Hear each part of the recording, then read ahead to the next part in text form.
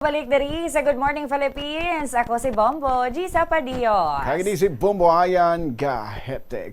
Bombo kayo na sang kagahon. Naglapod ka dyan sang kagahon, Bombo Gisa. Oo. Ang pagpaligayon sang Miss Haro 2026 sa riin ang ginkoronahan diri. Amo ning magkaupod naton sa bungaga diri sa Good Morning Philippines. Fresh from the coronation, Bombo. Ayan. Kag ini siya nga pangalan, permigitin niyo mabatian man diri sa Yes. Good Morning Philippines. Suki naton in this time, mas madalo mang kahulugan sa inyong titulo, sa iyang corona. Kay ang corona niya, nakuha niya, kadungan sa kapista ni Nuestra Señora de la Candelaria. And sa bunga aga, makaupod naton the newly crowned Miss Haro 2026, Miss Sheila Muya. Good morning, Miss Sheila, and congratulations! Oh, sige, dahil ilang kid. Mute ang Liwat aton mo nga ba Reyla. yan? Liwat, take two. Miss Sheila, good morning! Maayong aga, Bombo Ian, Bombo Gisa, and I'm so happy to be back and with a new title naman this time. Yes, sok-sok na sabang ang iya nga crown. Kumusta ang balatsyagon sa newly crowned nga Miss Haro 2026? Bombo Gisa, tuman gid ako kasadya subong. I was not actually able to really prepare for the pageant kasi nagsunod-sunod ang tanan nga events this January. So to be able to really clinch the crown and multiple awards, it's so good. And at the same time, nagdungan pa gid siya sa kapistahan ni Nuestra Señora de la Candelaria, and that's just, I don't even know the right word to define it, but it's so overwhelming, and I'm very happy to have achieved this during her fiesta.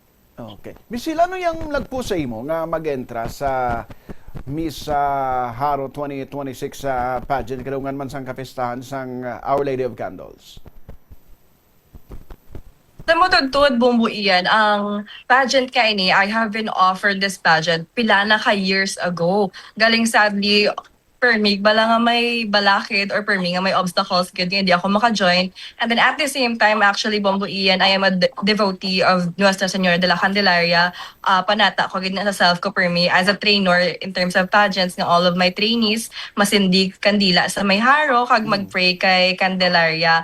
And do at this point nga for me, na-feel ko, being every pageant ko, I always go to Haro to pray for it. And this time, I'm offered a chance to actually perform in front of the Haro Cathedral. And I think isa gid na siya sa driving force nga nag-join ako because I want to finally join a pageant in honor gid of Candelaria na gid this time. And Miss Haro provided that platform for me. Oh, bali, when nagsugod gid ang imong devotion kay Nuestra Señora de la Candelaria, Miss Sheila? I think Bombilian, halin man dabi sang una, nagapati na ako kay Candelaria, but ang pinakahugot gid nga tiyempo nga nagpati ako kay Candelaria amo sang, I guess, 2020. I guess it's for all of us, 2020 dabi ang tiun nga Pandemic? budlay because of the pandemic.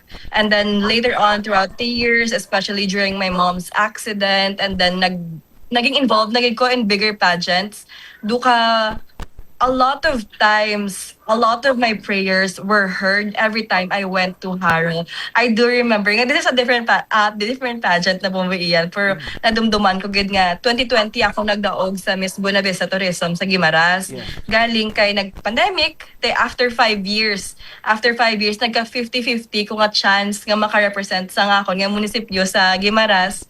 And then I remember nga nag-attend ko February 2 last year sa misa sa Haro. And then, I think just after 2 days, I get a call nga, you'll be representing the municipality in Miss Guimaras. And I think that's one of the biggest moments in my life nga it just goes to show nga grabe ang grace and blessing nga ginahatag sa Candelaria. Oo. Kag sa na-mention mo man gani, one of the few lang no, siguro ato Bombayan sa kadamo nga pageant na nga imo nga na-intrahan. Pero anong kinalain sa ngara na ikaw sa entablado naga-perform para sa Miss Haro 2026 nga knowing nga ti syempre pista ina ni Nuestra Señora de la Candelaria, ang patrona sa Western Visayas nga ginadugokid sang linibo ka mga deboto kag mga Ilonggo. Nang nag-perform ako actually, do hamba ko gani, ako super ready, gid kita mo tamo events prior. So what I did lang gid is every time, the moment before I went out, in every category, nagapangadi lang gid ako, nagatubang ako sa simbahan nga, kung ano ihatag mo sa akin, ang muna lang na, nga ubayan nila ako, nga tani, every step I take, ara ang blessing ni Candelaria, kag sa aton Ginoo. And I think that is what's different compared to all of my other pageants, because I think this particular performance was really faith-driven. I know nga kulang ko sa preparations, but because I believed, nga I constantly prayed for this, and somewhat all of my previous pageants has also prepared me for this. I think naging ready ako nga makuha gid ang corona kay maliban sa personal nga preparations or personal nga kahandaan ko, ara gid ang pagtuo. So kada lapa ko tuya dumay dala nga pangadi. So I think that's what's different gid nga grabe ang faith gid this time. Wow. You mentioned earlier no about sa mother mo na aksidente sa anong naging papel man sa imong debosyon or pagtuo sa sa Señora de la Candelaria nga mo nga incident nga natabo sa inyo. I think way back in 2024, it was actually like dubong kag dalaw ni Lolo nga nabungguan si Mama sa motor right in front of our house lang gid. And during that accident, she had like stitches sa head niya, nagka-fracture gid siya sa skull and sa ribs niya. And syempre as a daughter, I was the first one to run to her during that time, and I do remember like her blood all over my hands. And I think it was a very challenging time, not just for me, but to the whole family, because to see your own mother at that kind of situation, it was very, very hard because my mom has always been active, has always been like so okay with her life. And then all of a sudden she's like in the hospital, not really able to move, to talk, and then damo pa complications. And I just do remember I constantly prayed lang gid nga maging okay, nga gahamba ko nga maski ano na matabo sa ako, ano na i-offer ko, basta lang gid Ginoo nga mahatagan ni Kandi nga bugayan niya nga mangin okay si Mama. And I think when that prayer was heard, ang faith ko duka, wow, grabe pagid iya nga pag dako. Hindi lang siguro because ginpamatian yung prayer ko, but ginpabatsyag ya nga all throughout these challenges, hindi lang sa accident ni Mama, ara gid yang Ginoo, ara gid sila ya. Every time you pray, there is somebody who listens. And I think that really speaks for a lot of people who walks in faith. Sige congratulations gid sa imo, Miss Sheila Miss Sheila Muya. Ay, ano naman ya ang para sa imo sa kadamo sa imo na nga corona, nga achievement na sa patag sa nga pageant. Pero ini nga titulo nimo nga bag-o lang nimo nakuha, anong buot silingon sini para sa imo? I think this particular win is an exact representation kid that when you work hard and you pray even harder, anything is possible, especially when you walk in faith, especially that every step you take gina-offer mo siya.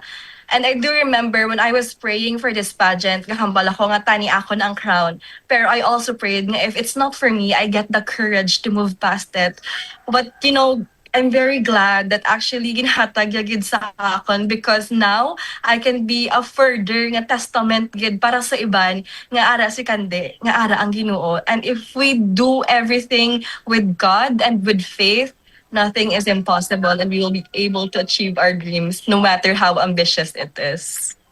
For sure nga maging very meaningful gid ang rainy Miss Sheila Bombo G. Sa lain ng kahulugan sang crown nga niya kag titulo. So sa isa katuig nga rainy Miss Sheila, ano ning mangingin responsibilidad mo, anong mga plano mo man nga himuon aside from you mentioned earlier, siyempre i-share ang devotion kay sa Señora de la Candelaria?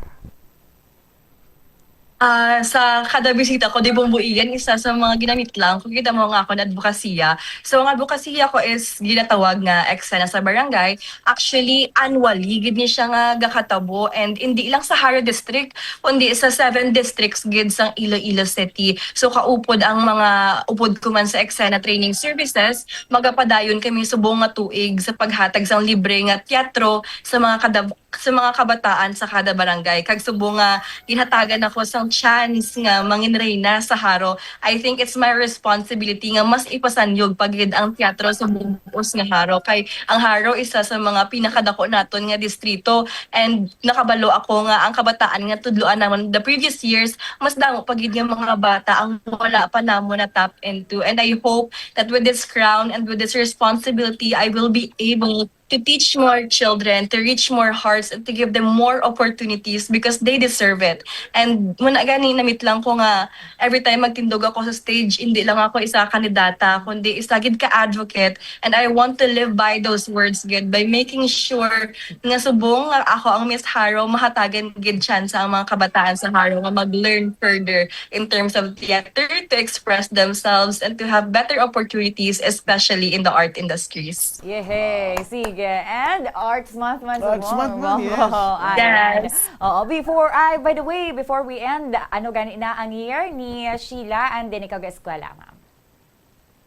Actually, Bomber G, sa hindi lang halata, pero graduate na ako. I'm actually Kita mo a lang. BSBA Marketing Management graduate. Ay, nako. Kita mo lang kay sa kadamo na stresses. May sabi ko kay eskwela man gyapon. Again, congratulations sa din sa amon diri sa Bomba Radyo Iloilo sa Good Morning Philippines. And thank you so much sa time mo sa amon. Madami magiging salamat. Nabalian ang kag nalantawan ninyo ang matahom nga newly crowned Miss Haro 2026. Kadungan ini sang selebrasyon man naton sang kapistan ni Nuestra Señora de la Candelaria sa subong ang Vesperas and buwas gid Pebrero 2 ang iyang kapistahan. The Feast of Our Lady of Candles.